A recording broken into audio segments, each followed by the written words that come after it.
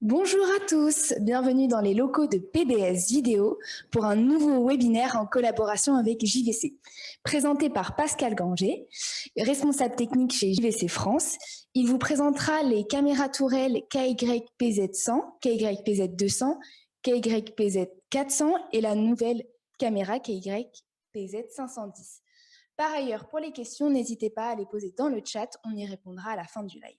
Également, une promotion sur les packs tourelles. Vous avez la possibilité d'avoir un pupitre offert, donc n'hésitez pas à aller sur le site. Bonne présentation. Merci. Bonjour à tous. Donc, effectivement, on va vous parler des caméras PTZ de JVC qui sont en démonstration ici, donc la KYPZ100, KYPZ200 et KYPZ400. Le futur modèle n'est annoncé que donc cet été, on ne l'a pas encore, il est présenté à l'ISE en ce moment, mais on n'a pas pu avoir de modèle pour cette démonstration. Donc je vais vous parler de la caméra KYPZ100 en premier. C'est une caméra qui a une fonction assez spécifique d'infographie, donc sur lequel on peut habiller l'image directement de la caméra en créant des masques. Il y a 3 applications pour ça. Il y a un masque qu'on appelle le masque broadcast qui permet d'afficher 7 zones différentes. Un masque qui permet d'afficher un bandeau associé au preset de position. Et puis on a un masque d'infographie plein écran où on peut afficher une infographie sur la totalité de l'écran. Donc pour commencer, je vais vous parler vite fait de la caméra KYPZ100 dans ses caractéristiques principales. Donc c'est une caméra qui bénéficie de l'historique JVC en caméra de surveillance, puisqu'elle a un moteur à effet Hall, des moteurs à effet Hall, donc il n'y a pas d'engrenage, pas de courroie, donc pas de frottement et pas d'usure. Donc c'est une particularité de cette caméra. C'est une caméra qui est HD, qui a un objectif avec un zoom 30 fois, donc c'est le zoom le plus puissant que l'on a sur les caméras actuelles. C'est une caméra qui peut également enregistrer, donc il y a un slot pour pouvoir mettre des cartes micro SDHC ou micro SDXC. Elle est alimentée en PoE. On peut la piloter bien sûr en RS232, RS422, en IP, bien évidemment, c'est des caméras donc, qui se connectent sur le net. On peut également, via une prise USB host, lui associer un dongle Wi-Fi ou un dongle 4G qui rend cette caméra complètement autonome. C'est pour ça aussi qu'il y a l'application d'infographie. Voilà, elle peut streamer donc selon différents protocoles en UDP, RTP, RTSP, en RTMP, RTMPS pour donc tout ce qui est Facebook par exemple, et aussi un protocole propriétaire Zixi avec des corrections d'erreurs. Voilà, c'est un petit tour, donc sortie HDMI bien sûr et puis SDI en même temps. Voilà. Donc ce qui est plus particulier sur cette caméra, c'est ses fonctions d'infographie. Donc voilà, la partie infographie va permettre de pouvoir afficher 7 zones, un habillage de 7 zones sur l'écran. Donc sur ces 7 zones, on a une zone qui peut être mise en permanence, donc on appelle l'overlay. On a ensuite les autres zones qui vont pouvoir être gérées. Soit on les valide ou pas dans le menu de la caméra, soit on se connecte sur la caméra dans le browser de la caméra, et puis on peut gérer donc l'infographie en décidant d'afficher tel ou tel bandeau, voire en modifiant en direct un bandeau. Donc à quoi ça peut servir? Eh bien ça peut servir par exemple à mettre comme c'est indiqué dessus. Alors on va peut-être passer sur l'image, voilà, donc là on récupère l'image de notre caméra qui est en démonstration, voilà, c'est l'image qui est devant. Et donc, vous voyez l'infographie qui est mise. Donc, il y a 7 zones. Il y a le PBS. Alors, je vais récupérer moi aussi l'écran de ma caméra. Voilà. Donc, le PBS, voilà, qui est en haut à gauche. Donc, ça, c'est ce qu'on appelle le watermark. Donc, lui, il peut être, on décide dans le menu de la caméra de le valider ou pas. Donc, c'est un logo que j'ai récupéré donc, sur Internet, sur la page de PBS. Et j'ai réalisé le masque avec. Je vais vous montrer tout à l'heure comment on fait. Ensuite, on a le petit live ici, qui est une zone que l'on peut valider ou pas. on a les deux bandeaux sur lesquels sont inscrits Webinar PBS et Professionnel Broadcast Service. Donc, ces deux bandeaux séparés ici. Un logo, moi, sur lequel j'ai récupéré l'adresse, les coordonnées donc, de PBS. On a un petit incrustation avec l'heure, donc 11h05, et un petit direct ici où j'aurais pu marquer autre chose. Voilà, donc ça, cette infographie-là, c'est cette zone-là. Alors, elles ont une taille qui est déjà déterminée et un positionnement déterminé, du moins pour les 6 ici, à part le logo ici PBS, qui lui peut être déplacé par le menu de la caméra et je peux le mettre à l'endroit où je veux. Les autres sont déterminés en taille et puis en position. Alors, comment gérer cette infographie? Ben, c'est tout simple, je vais sur le menu infographie overlay donc de la caméra et là je vois apparaître donc mon texte 1, c'est le webinar PBS. Voilà. Donc là, j'ai 4 mémoires dans lesquelles je peux avoir 4 masques différents pour cette zone-là. Et donc j'ai préparé par exemple, si je veux passer sur la fonction sur un autre masque ici, voilà, et je fais donc update, et voilà, j'ai changé mon bandeau ici. Donc ce bandeau, je peux le modifier même si je veux. Donc par exemple, je fais Edit ici, je vais mettre test en direct, voilà, je sauvegarde, je viens sur test en direct, je fais update, et là, voilà, je vois apparaître ici directement, voilà, directement test en direct. Cette zone-là, je peux décider de la supprimer. Donc, il suffit que je fasse off, update, et je supprime mon test en direct pour ne laisser que les autres infographies. Alors, toutes les infographies ici peuvent être modifiées. Donc, je peux très bien décider de ne pas mettre l'heure. À ce moment-là, je coupe l'heure. Ici, je fais update et mon heure disparaît. L'adresse logo, je fais hop et je la fais disparaître. Et si je veux couper tout l'overlay directement, je fais off ici et je ne conserve que le PBS qui est ici. Voilà. Alors, comment réaliser ces masques? Je vais les remettre, voilà, comme ça on les voit tous. Voilà. Donc, comment sont réalisés ces masques? C'est simple. On va sur un petit logiciel qui est téléchargeable gratuitement sur notre site internet. Et puis, donc, quand j'ouvre ce logiciel, je choisis donc une caméra, la KYPZ100, et je choisis le masque que l'on appelle le masque broadcast. Ici, je revois donc dans la partie zone filigrane, voilà, je la sélectionne et cette zone doit représenter 192 pixels par 192 pixels. C'est la taille maximum qui peut être utilisée pour ce logo-là. Et donc, ce logo ici, eh bien, je vais le chercher, je le récupère quelque part. Donc voilà, moi je l'avais pris ici. Donc il suffit que je sélectionne un autre logo, je fasse ouvrir et je vais avoir un autre logo à la place. Je peux sélectionner donc comme ça toutes mes zones. Et sur le texte ici, je peux choisir d'avoir 4 mémoires différentes pour une même zone. Voilà, donc là, vous voyez, j'ai sélectionné un JVC, une zone neutre avec un JVC, une zone bleue avec un JVC Kenwood, une zone bleue simple, etc. Une fois que j'ai créé mon masque, donc à chaque fois, je vais sur la zone et puis je peux aller chercher un bandeau différent. Voilà, et je change mon bandeau. Ensuite, je fais générer. De là, je vais avoir un petit fichier. Ce fichier-là, je viens l'uploader dans la caméra. Et ensuite, j'appelle ce fichier-là pour qu'elle m'affiche les différents masques.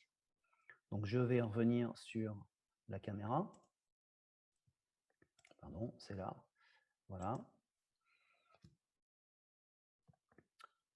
Voilà. Et donc, dans la caméra, je peux aller donc pour charger mon fichier, je vais dans Overlay Settings, je dois changer. Là, je suis sur le browser de la caméra, on est d'accord. Et là, voilà, je fais importer un masque ou supprimer un masque, importer un graphique. Donc ça, c'est un graphique plein écran ou pas. Et tant que je suis sur graphique plein écran, on peut voir que le graphique plein écran que l'on pourra, je vais vous montrer tout à l'heure, on pourra déterminer son diaporama, c'est-à-dire déterminer le temps pour chaque diapo. Et puis, si je mets un mode loop ou pas, un mode boucle ou pas. Voilà. Donc, je reviens sur ma caméra. Voilà. Et donc, si je veux changer de masque, il suffit que j'aille dans le menu de la caméra. J'appelle le menu de la caméra. Là, j'ai un menu overlay. Je viens chercher lequel des 4 masques, hop là, lequel des 4 masques je veux. Donc moi, j'avais créé là pour l'occasion un masque PBS2. Il suffit que je change le masque. Voilà, là sur l'écran.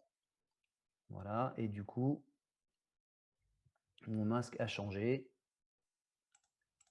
Alors, il était pratiquement identique, sauf le bas qui était différent. Voilà. Donc, possibilité de pouvoir avoir un logo en permanence. Alors, cet affichage-là, dans le menu, on peut décider si on veut l'enregistrer ou pas sur la micro-carte SD de la caméra en direct, décider de l'envoyer sur la sortie HDMI SDI ou pas, décider de l'envoyer sur le flux streaming ou pas. Donc, on peut très bien avoir, par exemple, un flux en streaming avec l'habillage et en sortie, une sortie SDI, par exemple, qui va être propre pour pouvoir être diffusé dans la salle en direct, ou alors faire l'enregistrement en propre et envoyer l'infographie sur les sorties vidéo. Donc ça, c'était la première chose. Donc c'est surtout quand on peut annoncer des événements, faire un habillage, on peut choisir le logo qu'on veut, bien vous l'avez bien compris, il suffit de le préparer un petit peu à l'avance. Voilà. Je peux garder uniquement le filigrane ici, et ce qui permettra à toutes les images qui sont diffusées par la caméra d'avoir le logo de la chaîne ou de la société qui fait sa prestation. Le deuxième, voilà, alors on va rebasculer sur mon PC. Voilà. Donc ça, c'était le premier masque en fait qui permet d'avoir ces 7 zones-là différentes. Maintenant, il y a une autre application. Il suffit de choisir un masque que l'on appelle une position prédéfinie, donc qui va permettre de pouvoir afficher un bandeau lorsqu'on appelle une préposition sur la caméra. Donc il y a un rappel automatique, c'est-à-dire que je passe d'un preset, ça m'affiche le bandeau, je passe un autre preset, ça m'affiche un autre bandeau. Je reviens sur le deuxième, ça me raffiche le deuxième bandeau. Vous allez voir, je vais faire la manip tout à l'heure. Et donc, c'est pareil, ce masque se fait par le logiciel fourni, ou sinon, on peut le faire en direct sur la caméra. Donc, je reviens sur la caméra. Voilà. Donc là, je vais demander à la caméra d'aller changer de masque, de prendre un masque de position. Donc là, j'ai créé un masque que j'ai appelé PBS, position PBS. Donc ça, c'est intégré dans la caméra en fait. Là, je ne suis que sur le browser, c'est-à-dire que mon PC est connecté via un switch sur la caméra et je suis sur la page web interne de la caméra. Donc je sélectionne le position PBS, voilà. Et je quitte. Donc là, si je fais un appel de préposition, voilà, pour position 1, j'ai un bandeau qui s'affiche, donc démonstration, overlay, position. Maintenant, je vais demander donc une deuxième préposition à ma caméra, donc je peux le faire aussi ici normalement, voilà, je fais preset 2, move preset 2, donc la caméra va sur sa deuxième position qui a été mémorisée et elle m'affiche un bandeau différent. Je vais sur une troisième position, move, la caméra bouge de place et va sur un troisième bandeau. Donc là, j'ai volontairement pris des noms, inscrit des noms de personnes. Imaginez dans une salle de conférence où vous faites une préposition sur Madame Martin, Mademoiselle Martin, une préposition sur Monsieur Durand, une préposition sur Madame Dupont. Vous faites un appel, ça va sur la caméra, ça va sur la position et ça affiche le nom de la personne. Alors, quand on pilote la caméra donc il suffit de changer la position pour faire disparaître le bandeau. Donc c'est assez facile lorsqu'on utilise le pupitre de commande, le RML P100. Il suffit que j'aille sur une position, voilà, tac, je touche un peu la manette, ça fait disparaître. Je vais sur une autre position, tac, voilà, ça fait, et je peux faire disparaître. Ou réapparaître si je appuie sur la position. Donc extrêmement simple à manipuler. Alors, vous avez pu remarquer que les polices de caractères sont différentes d'une position à l'autre. Pourquoi? Parce que j'ai fait un masque différent, tout simplement. Donc, je peux habiller les différentes masques de la façon dont je le souhaite. Voilà. Donc, pour pouvoir gérer cet affichage-là, donc je peux, dans le menu overlay de la caméra par l'intermédiaire du web, je peux aller chercher une préposition. Donc, par exemple, là, on voit que mes 5 premières prépositions sont des masques et là, j'ai Monsieur Grand. Donc, si je vais sur la position 5, voilà, je vais appeler le bandeau Monsieur Grand. Maintenant, si ce bandeau-là ne me correspond pas, qu'en fait, c'est pas Monsieur Grand, mais c'est, on va faire Monsieur Granger, voilà, comme mon nom, par exemple. Je l'enregistre et du coup, mon bandeau est devenu Monsieur Granger.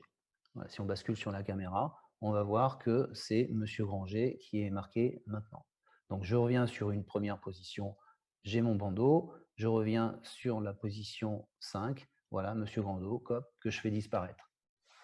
Voilà, donc très pratique lorsqu'on fait des conférences, de pouvoir soit on sait à l'avance qui va vraiment être présent à la conférence et je peux faire des masques avec des polices de caractère très bien réalisées, très fines, avec les couleurs que je veux, voilà, le design, le fond avec un fond dégradé, un fond transparent, peu importe. C'est vraiment de l'infographie qu'on prépare à l'avance.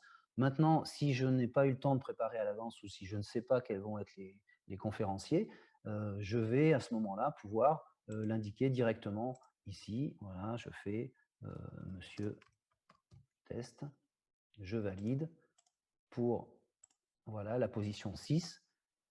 Voilà, et donc position 6, j'ai Monsieur Test.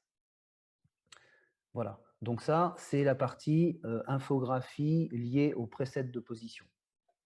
Maintenant, on peut utiliser le troisième partie de cette fonction infographie, qui est d'afficher une image complète.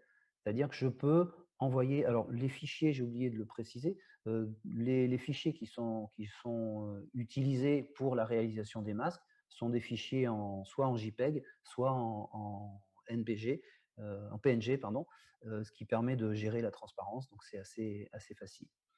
Donc pour l'infographie plein écran, donc, je peux le lancer ici par donc toujours l'interface de la caméra. Donc là, je vais afficher une image complète. Donc si je lance Start, voilà, j'affiche une image complète de ma caméra. Donc ça, c'est une image que j'ai enregistrée dans la caméra. Donc je peux passer à la suivante en appuyant sur Next. Voilà. Et puis je peux en avoir, je ne sais plus, j'ai 20 et quelques mégas possibles. Donc voilà, je peux décider d'afficher.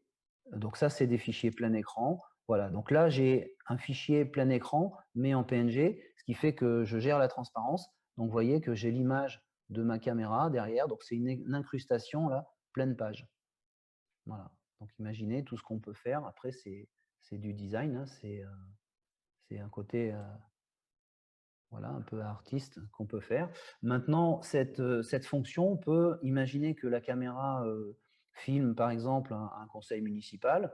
Bien, juste avant de faire la transmission du conseil municipal, tout comme tout à l'heure, les gens de PBS avaient affiché le webinar, on peut très bien afficher plein écran que c'est le conseil municipal de telle ville avec telle et telle personne, etc.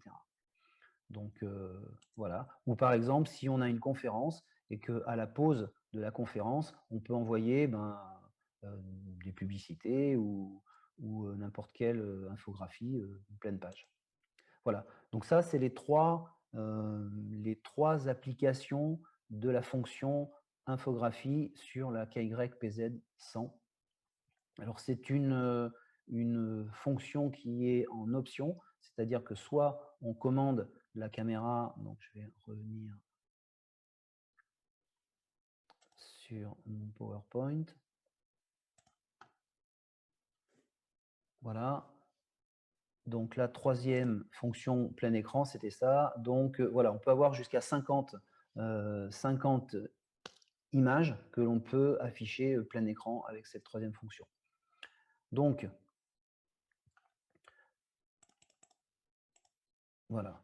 Donc, cette option d'infographie peut être commandée dès le départ, donc en précisant qu'on souhaite la caméra KYPZ100 BE-BC. Alors BE-B c'est pour black, pour la couleur, ou alors WEBC, W pour le white, la couleur blanche, et ensuite le BC comme broadcast, c'est les initiales qui ont été trouvées, pour la fonction overlay. Si on n'a pas besoin de cette fonction, on peut obtenir donc la caméra donc sans la fonction avec les références donc BE pour la noire et WE pour la blanche. Voilà, donc c'est cette présentation pour la partie infographie de la caméra KYPZ100. Ces fonctions infographie, je fais une petite parenthèse, se retrouvent aussi sur des caméras, caméras de point ou caméras d'épaule, avec en plus pour certaines la possibilité d'afficher du scoring. Donc, s'il y a des gens qui sont intéressés, fonction donc d'infographie, sauf qu'on n'a pas les presets de position et qui sont remplacés par carrément du scoring pour pouvoir afficher le chronomètre et puis le score lorsqu'on filme une rencontre sportive par exemple.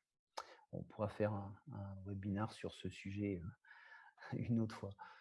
Voilà, donc pour cette fonction un peu spécifique de la KYPZ100.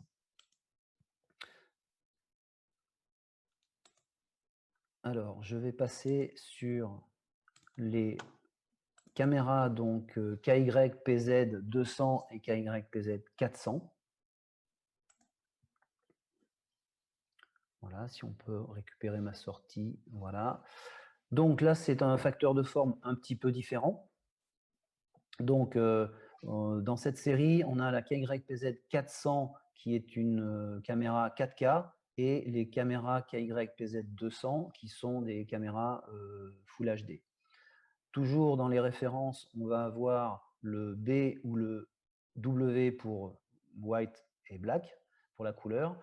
Et pour la partie, donc les séries 200, on va avoir deux versions. La version NWE ou NBE, qui était une série avec les fonctions donc, de NDI. Et si on n'a pas besoin de ce protocole NDI, on peut obtenir la caméra, donc KYPZ200 WE ou BE, sans la fonction NDI. Alors, la KYPZ400, NBE ou NWE, donc c'est une caméra donc, avec un capteur 4K, donc 1 sur 2,5 pouces, 8,5 millions de pixels. Donc une luminosité minimum de 0,5 lux avec une ouverture de 1,8 lorsque l'AGC, donc le contrôle automatique de gain, est sur on. Cette caméra est équipée d'un zoom 12 fois, qui n'est pas le zoom le plus puissant puisqu'on a vu que sur la PZ100 il était de 30 fois. Par contre, elle a une ouverture qui est très intéressante puisqu'elle a un angle de vue horizontal qui est de 71% à 8,2. Donc elle ouvre quand même relativement large, ce qui est intéressant. Voilà, rotation donc à 160 plus ou moins 170 degrés. Alors cette caméra donc prend en charge bien évidemment les inversions d'image pour montage plafond. On livre même les logos JVC pour pouvoir les mettre à l'envers quand la caméra est installée version plafond. Donc 255 positions prédéfinies avec une précision donc, de 0,1 degré, donc extrêmement précise pour les rappels de presets de position. C'est une caméra donc, qui va avoir une compression donc, en H.264 mais aussi en H.265 ou en MJPEG et qui va permettre de pouvoir faire donc un double stream. On va pouvoir streamer sur un stream principal et sur un stream secondaire. Donc, comme c'est une caméra qui est équipée d'un capteur 4K et par l'intermédiaire du H.265, on va pouvoir faire un stream jusqu'à de l'Ultra HD, donc du 3840 par 2160 en 30 images par seconde maxi, donc 30 images ou 25 images. Le stream secondaire, lui, sera pour les applications avec une résolution plus faible, donc qui pourront monter jusqu'à 720 par 480 en 60 images par seconde. Ces caméras peuvent streamer en choisissant un protocole SRT, donc qui est de plus en plus utilisé aujourd'hui et très très intéressant, car c'est un protocole qui permet d'avoir des corrections d'erreurs, donc avec un système ARQ, donc Automatic Repeat Request, et puis une correction également de FEC, qui est le Forward Error Correction. Donc tout ça permet de récupérer des éventuelles pertes de paquets lors des transmissions Internet. Et le SRT, dans le SRT, on peut également valider un système de chiffrage, de codage, pour protéger le contenu même de la vidéo qui est envoyée. On peut également utiliser sur ces caméras-là donc la norme de transmission donc NDI-HX, donc de haute qualité, faible latence, qui est donc le procédé lancé par Newtek. Donc très intéressant aussi, qui évite beaucoup de paramétrage au niveau donc des liaisons Internet. Pour comprendre un petit peu comment fonctionnent ces histoires de double flux, un schéma ici sur lequel on représente, alors voilà, ici on représente, du coup, il faudrait que je mette le pointeur, je crois que c'est mieux. Voilà, donc là on a la tête de caméra. Donc la tête de caméra, ensuite on voit qu'on a deux encodeurs en parallèle, un encodeur principal, un encodeur secondaire. Donc cet encodeur principal peut donc du coup streamer lui en différents protocoles, donc en RTSP, en SRT, on vient de le voir, en RTMP ou RTMPS pour tout ce qui est notamment Facebook, YouTube, et en NDI. Donc on voit que ces protocoles peuvent être utilisés en même temps, c'est-à-dire que la caméra peut en même temps envoyer 4 flux différents sur des protocoles différents. Donc on peut récupérer un flux envoyé sur une plateforme YouTube par exemple, tout en envoyant un flux sur un autre récepteur. Et on a également la possibilité d'avoir le deuxième encodeur qui va, lui, être en résolution légèrement inférieure, et pareil, qui utilise des protocoles en RTMP ou RTMP-S et en RTSP également. Voilà. Là-dessus, on voit qu'on a la sortie HDMI, bon, bien sûr une sortie SDI 3G et une sortie HDMI. La sortie HDMI et 3G ne peut pas se faire en même temps. On utilise beaucoup de ressources déjà pour avoir ces possibilités-là. Donc sur ce produit-là, soit on est en sortie validée HDMI, donc il peut être en 3840 par 2160, soit on est en Full HD sur la sortie SDI. Donc cette caméra est contrôlable également, elle a des connecteurs pour être pilotée en RS232, en RS485, des protocoles standards, protocole Pelco, Pelco-P, Pelco-D, et évidemment peut être pilotée bien sûr par le NDI qui, en plus de fournir la vidéo, l'audio et la vidéo, fournit aussi les informations de commande. Cette caméra peut être contrôlée bien sûr en IP directement. Elle est compatible avec les systèmes vMix, Newtek, OBS Studio, et également avec nos solutions de production de live streaming JVC, qui sont les stations KM-IP 6000 et KM-IP 4000. Bien sûr, le contrôleur, donc RMLP 100, pilote la caméra, peut piloter jusqu'à 100 caméras. Il y a 10 groupes de 10 caméras et 100 positions de presets également, puisqu'il y a 10 groupes de 10 presets. Voilà. Donc, c'est la manip que j'ai actuellement. Donc, la caméra, moi, est pilotée ici par un RMLP 100. Donc, les sorties HDMI, SDI, on vient de voir. Et donc, bien sûr, une connexion Internet en RJ45. Voilà. La KYPZ 400, donc voilà un exemple de configuration avec trois caméras branchées avec un seul câble, puisque la caméra, un seul câble réseau, puisque la caméra est compatible en PoE, donc alimentation par Internet. Donc, il suffit de brancher ces trois caméras sur un hub. Ce hub-là reçoit également le contrôle soit via un PC qui rentre sur les browsers de la caméra, soit directement avec un pupitre de commande comme le RMLP100. Et ensuite, les flux vidéo sont envoyés directement sur nos plateformes donc, de distribution qui, elles, ensuite, envoient sur Internet, sur les chaînes que l'on désire atteindre. Donc ça, c'est une des synoptiques d'installation. On peut donc de production déportée. Donc à ce moment-là, les caméras là sont, alors à chaque fois, on met un petit encodeur audio si on veut récupérer l'audio des caméras. Donc là, les caméras sont carrément déportées, donc c'est elles qui vont via l'intermédiaire d'un hub, par exemple chez Revision, ou de la construction d'un tunnel VPN, envoyer leur flux qui va arriver sur notre plateforme d'édition, switching ici, et le contrôle, pareil, peut se faire directement à distance via une remote ou via l'interface web de la caméra. Donc là, on est dans un système où les caméras sont carrément déportées par rapport à la partie d'édition. Apparaît en dessous un lien, on pourra éventuellement vous l'envoyer si vous souhaitez. C'est une démonstration donc, de connexion Rémi comme ça, qui a été faite par mon collègue aux États-Unis, qui est disponible sur YouTube. C'est une présentation qui est très bien faite. Ils avaient mis plusieurs caméras donc, dans différentes villes des États-Unis et ils expliquaient exactement comment ils avaient créé leur installation et réalisé cette prestation. Donc, c'est très intéressant à regarder si vous le souhaitez. Ces caméras-là, quand on travaille en multicaméra, peuvent être synchronisées en multicaméra. Donc, la synchronisation se fait donc en VITC, en timecode VITC, et par l'intermédiaire d'un serveur NTP, Network Time Protocol, qui, elle, va alimenter chaque caméra. On règle les caméras pour aller récupérer l'information sur le serveur.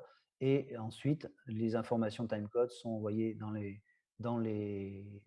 dans le signal vidéo et donc qui vont être pris en charge par la station d'édition derrière. Cette caméra, lorsqu'elle est utilisée comme ça en multicaméra, on a également un toli à deux couleurs différentes qui peuvent être intéressants pour les applications en studio. Voilà, le reste, c'est quelques informations sur les caractéristiques, l'alimentation assez classique 12 volts, donc compatible PoE, on vient de le voir, les températures de fonctionnement, consommation à peu près 12 watts, c'est une caméra qui fait 1,7 kg. Voilà, donc ça, c'est pour la KYPZ400 NBE en noir ou NWE en blanc. Voilà, on passe maintenant à la caméra donc, de série 200. Donc, la série 200N, donc, qui est NDI, donc, elle a un capteur, elle n'est pas 4K, donc bien sûr KYPZ 400 4K, PY200 2K. Voilà, c'est simple pour se retourner au niveau des références. 200 c'est 2K, N comme NDI, B comme Black et E comme Europe. Donc, cette caméra capteur 2K, 1 sur 2,8 pouces, 2,07 millions de pixels. Éclairage, la sensibilité, c'est la même que l'autre capteur. Par contre, là, on va avoir un zoom qui va être un zoom beaucoup plus puissant puisqu'on va avoir un 20 fois, donc équivalent, donc qui ouvre à 8, équivalent en 35 mm de 30 à 600. Voilà, c'est l'équivalent 35 mm. Plus, on peut rajouter un zoom digital de 16 fois. Sur la série 400, c'est pareil, on a un zoom digital de 16 fois. C'est vrai qu'on a un peu tendance à l'oublier. Bon, les zooms digitaux permettent d'améliorer un petit peu, mais si on va jusqu'au bout, forcément, on a un peu de perte au niveau de la résolution des caméras. Mais là, sur un zoom 20 fois, on est quand même très à l'aise. L'ouverture est un petit peu moindre, par contre, que sur la série 400, puisqu'on a 60,7 au lieu des 71 qu'on avait tout à l'heure sur la série 400. Cette caméra, la série 200, est également donc, contrôlable en RS232, en RS485, selon les mêmes protocoles, en NDI bien évidemment pour la série N. et contrôlable également à distance en IP par les mêmes compatibilités vMix, Notech, OB Studio. Le RMLP100 prend en charge évidemment les caméras KYPZ200. Les sorties HDMI ou SDI, donc là, la sortie HDMI, forcément, elle va être en Full HD au maximum au niveau de la résolution. Par contre, on va être à 60 images par seconde maximum pour le nombre d'images en progressif ou en entrelacé. La sortie 3G SDI, forcément en Full HD également, jusqu'à du 60p. Et un connecteur RJ45 pour tout ce qui est Internet. Prise en charge du montage plafond, gel d'image, on l'avait sur l'autre. Le gel d'image, c'est une fonction qui permet, en fait, lorsqu'on passe d'un preset de position à un autre, plutôt que d'avoir un travelling dans l'image, on gèle la dernière image et on ne reprend la nouvelle image de la nouvelle position que quand la caméra est stabilisée sur la nouvelle position. Les compressions, donc les encodages vidéo sont identiques, H264 et H265. Le système de stream est pareil, sauf qu'on ne pourra pas streamer en 4K, mais en Full HD au maximum sur le stream principal. Les encodages sont identiques, RTMP, RTMPS, SRT, NDI. Alors, par contre, en plus, ce que l'on va avoir sur la série 200 et pas sur la série 400, c'est une prise USB qui est marquée UVC. Donc, c'est une USB vidéo class. C'est pour réaliser les fonctions donc, de webcam avec la KYPZ200 pour tout ce qui est justement webinar, conférence, comme ça. Ça permet donc de pouvoir brancher la caméra directement sur un port USB d'un PC et d'utiliser les fonctions TeamViewer, Zoom, etc. Donc, on voit apparaître ici ce connecteur donc, sur la série 200.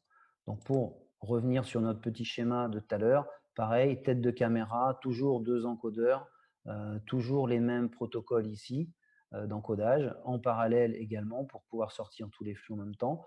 Par contre, ici, on voit qu'on sélectionne la fonction donc, UVC par un switch. Donc, ça veut dire que lorsqu'on va sélectionner le mode de fonctionnement en UVC pour la caméra, on n'aura plus de possibilité de streamer. Mais ce qui n'est pas illogique puisque la caméra ne servira pas dans les deux cas. Voilà.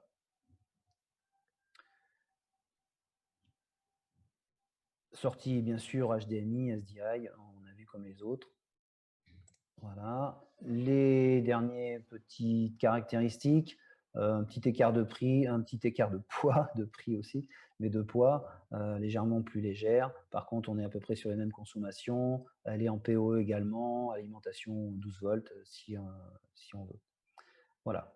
Donc, petit résumé, la série donc 400 en noir ou en blanche, un zoom 12 fois avec un grand angle et surtout elle est en 4K 30p et la série 200 avec donc 4 caméras, 2 blanches, 2 noires en version NDI ou en version donc sans la fonction NDI, donc sachant que les 4 caméras série 200 ont la fonction UVC et le zoom 20 fois. Voilà pour cette série, donc 200 et 400. Donc, on va passer à la dernière caméra, la KYPZ 510, donc qui est un modèle qui n'est pas encore qui n'est pas encore commercialisé. Il est présenté, ce modèle est présenté actuellement à l'ISE à Barcelone et il sera disponible normalement en juillet prochain. Donc, il y a 4 caméras, donc KYPZ 510 NWE et NBE. Donc, vous l'avez compris, le W et le B, c'est pour la couleur, et le N pour la version NDI, sachant qu'il y aura une version qui ne sera pas NDI. Voilà. Donc, cette caméra, donc elles ont un facteur de forme un petit peu différent. Voilà, donc la série 510 est équipée d'un capteur 4K, donc 1 sur 2,8 pouces, 8,4 millions de pixels. Éclairage, c'est la même résolution, la même sensibilité. Le zoom, c'est un zoom 12 fois. Par contre, on a un super grand angle. Donc là, on ouvre à 80 degrés. Donc voilà, on était à 60 degrés pour la PZ 200. On était à 71 degrés pour la PZ 400. Et là, on est à 80 degrés pour donc la 510. Donc là, vous voyez sur l'image, on a... Je vais reprendre le pointeur. Voilà. Je vous ai mis un cadre représentant déjà l'ouverture de la 400 et là, ce qu'apporte la 510 en plus au niveau de l'optique. Voilà, le reste des caractéristiques sont là, donc plus ou moins 30, plus 90 sur la verticale et donc plus ou moins 162,5 degrés en rotation horizontale. Voilà, donc un très grand angle. Alors, la KYPZ 510, donc un encodage en 4K jusqu'à du 60p, donc elle fait, bien sûr, si elle fait le 60, elle fait 50, en H265 et en HEVC. Donc, elle a un principe pour pouvoir être à l'aise sur ces encodages-là, qui commencent à demander beaucoup de ressources. Elle a un principe d'encodage qu'on appelle le 3-slide encoding, qui permet d'encoder 3 parties simultanément. C'est-à-dire que l'image captée par le capteur va être divisée en 3 parties et chaque partie va être codée en parallèle. Donc, on n'a pas besoin d'attendre que toute l'image soit codée pour pouvoir la transmettre et on peut transmettre directement les paquets comme cela. Donc, ce qui va permettre donc de pouvoir gagner du temps. Voilà, diffuser immédiatement donc, le signal. Là, c'est comparaison par rapport à un encodage classique où on part du haut de l'écran et puis on va jusqu'en bas pour encoder. Là, on encode du haut en bas, c'est la première partie, du haut en bas la deuxième, mais ça se fait en parallèle. Donc, ces fonctions-là vont être compatibles avec des décodeurs actuels, donc on retrouve sur le marché, donc des iVision Play 4000, le Makito x4, et puis des interfaces donc Magewell. Ça, c'était pour information. Cette caméra, donc la 510, a également un port UVC pour les fonctions de webcam.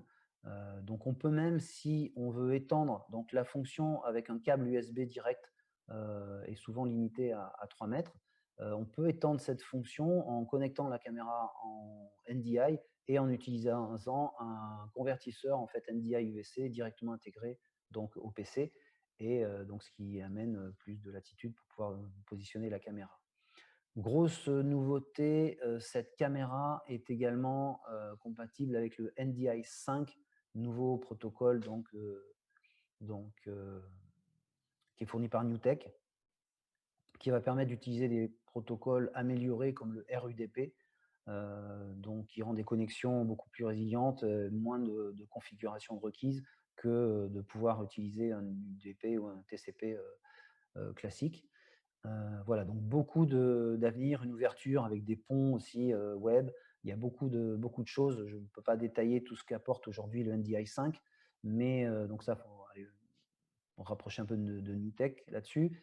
Mais donc la caméra donc est compatible avec ce nouveau système donc de NewTek, le NDI 5. La caméra est aussi, comme les autres, pilotable en RS232, RS425, donc bien sûr en NDI HX, et selon les protocoles, comme les autres, en Pelco-P, Pelco-D et en standard. Toujours la possibilité de piloter aussi ces caméras à distance en IP par des systèmes donc VMix, NewTek, et toujours notre station donc KMIP 6000 et KMIP 4000 de JVC. Bien sûr, notre pupitre RMLP100 est compatible avec les nouvelles caméras. Donc le RMLP100 peut piloter aujourd'hui les KYPZ100, 200, 400, pilotera les 510, peut même piloter d'autres caméras comme les caméras de point ou les caméras d'épaule, RMLP 205, les GYHM 250 par exemple, ou les 800 sont aussi pilotables par leur RMLP100. Sortie de la caméra, donc sortie vidéo HDMI, ben là jusqu'à du 3840 par 2160 en 60 images par seconde sur la sortie HDMI et on reste sur du Full HD sur la sortie 3G SDI, mais jusqu'à du 60p également. Interface RJ45 classique. Cette caméra a une nouvelle fonction que l'on n'avait pas sur les autres fonctions, qui est une fonction de Smart Auto Tracking. Donc la caméra va pouvoir sélectionner une personne et la suivre. Et on peut et même également sur plusieurs personnes choisir quelle personne on va suivre et changer de personne au moment où on le souhaite, ne serait-ce qu'en appuyant sur la télécommande, on peut choisir la personne. Voilà, donc comme c'est représenté ici, imaginez bien sûr, on a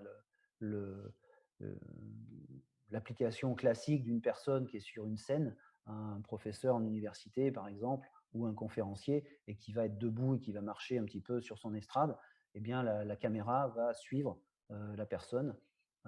C'est une fonction qui est assez développée aujourd'hui. Les premiers tracking que l'on a déjà vus sur d'autres caméras n'étaient pas forcément toujours optimum. Là, on arrive à des choses très intéressantes, des personnes qui se croisent et la caméra garde la bonne personne à chaque fois. Donc, on espère avoir un prototype ou du moins une version de série de cette caméra assez rapidement pour vous montrer des tests là-dessus. Donc, nouvelle fonction, auto-tracking.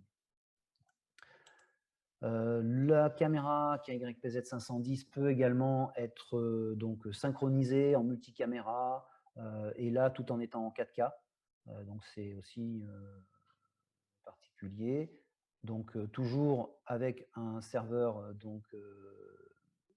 NTP et transmission des informations de timecode en VITC pour la synchronisation multicaméra par notre système. Cette caméra a une fonction, alors style, image, capture. Donc, c'est une fonction qui va permettre de pouvoir capturer 4 images fixes.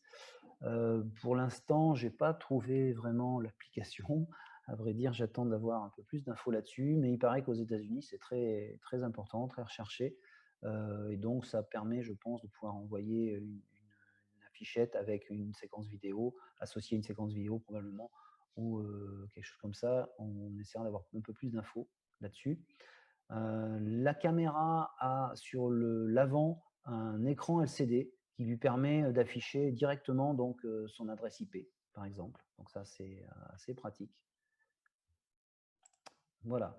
Donc, au niveau des autres petites caractéristiques, c'est toujours du 12 volts. Elles sont toujours alimentées en PE. Les températures d'utilisation, bon, c'est du classique. Consommation 14,5 watts et pour un poids qui fait 2 kg. Dans les dimensions, on est à peu près dans les mêmes. C'est le même facteur de forme un petit peu que les autres. Voilà donc pour cette nouvelle caméra qu'on attend avec impatience pour le mois de juillet. Donc un petit récapitulatif de ses fonctions. Donc c'est un capteur 4K, un zoom optique de 12 fois, un super grand angle à 80 degrés, un encodage multi-slide pour faire du 4K jusqu'à du 60p en H265 et HEVC, compatible avec, donc elle est NDI interne de NDI HX et compatible avec NDI 5, synchronisation multicaméra en 4K, fonction d'auto-tracking, smart auto-tracking, la fonction donc de webcam pour les applications Zoom, toutes les visioconférences par le port USB, une fonction de capture d'image à 4 images dont on vous donnera un peu plus de précision, et puis donc un affichage direct de l'adresse IP en façade. Voilà pour la présentation de cette future caméra qu'on attend avec impatience. Voilà. Merci Pascal. Terminé. Alors, on a quelques questions. Oui. Alors, la première question, c'est lors d'un changement de position, est-il possible que le focus soit progressif durant la transition? Alors, quand la caméra change, par exemple, quand oui, vous avez alors en fait, quand on associe une préposition, tous les réglages sont associés à cette préposition. C'est-à-dire que si par exemple ma caméra est tournée sur un plan externe via une fenêtre par exemple, je peux avoir la balance des blancs qui est en mode extérieur, le focus qui est soit mis en automatique, soit mis en manuel. Et si je prends un preset où la caméra se tourne et vient sur une prise de vue à l'intérieur des bâtiments, là, je vais avoir ma balance des blancs interne, mon zoom qui va être, enfin, zoom bien sûr repositionné comme on veut, mais le focus qui va être soit en automatique, soit en manuel. D'accord. Donc oui, on peut avoir, Une donc si je transition, ouais. voilà, on peut avoir une transition, disons que si je mets la caméra en automatique, elle va aller chercher doucement. Si je suis en manuel, elle va passer d'une position très brutale à son position de manuel de focus qu'elle avait mémorisée. D'accord, très bien. Ensuite, pour le modèle KYPZ100, peut-il être plafonnier aussi? Oui, oui, oui, tout à fait, je ne l'ai pas précisé, mais il se monte dans les 2 sens, bien sûr. D'accord. Et est-ce qu'il est compatible avec un Atem Mini également? Est-ce qu'il est compatible avec un ATEM Mini? Alors je connais pas forcément l'ATEM Mini, mais si les protocoles normalement, la KYPZ100 peut être pilotée, en Visca, peut être pilotée en Pelco, donc je ne sais pas l'ATEM D'accord, tout Mini. dépend Voilà. des protocoles. Ouais. Alors en tout cas, on fournit, pour les caméras, si on veut du pilotage, web ou des applications spécifiques, on fournit toutes les API, pour nos caméras. D'accord, Donc voilà, il y d'accord. a libre de développer après, pour Ok. ceux qui le souhaitent. Encore une fois, par rapport au modèle KYPZ100, y a-t-il une connexion USB pour une simple connexion Zoom? Non, D'accord, non, non, la KYPZ100 n'a pas cette fonction. Cette fonction n'est valable que sur les KYPZ200 et sur la future, 510. d'accord, très bien. Et dernière question, pour la fonctionnalité H et V Flip, est-il possible de choisir que le H sans le V pour avoir un effet selfie? Il me semble que oui, oui, oui, D'accord. c'est indépendant, tout à D'accord, fait. très bien. Bah, écoute, merci beaucoup Pascal pour ces réponses. Merci à Merci vous. d'avoir suivi ce webinaire. N'hésitez pas à aller sur le site pour vous renseigner sur la promotion en cours jusqu'à fin juin sur les packs PTZ avec offert un pupitre. Également, n'hésitez pas à nous suivre sur nos réseaux sociaux pour avoir plus d'informations sur les promotions et les nouveautés à venir. Bonne journée à vous.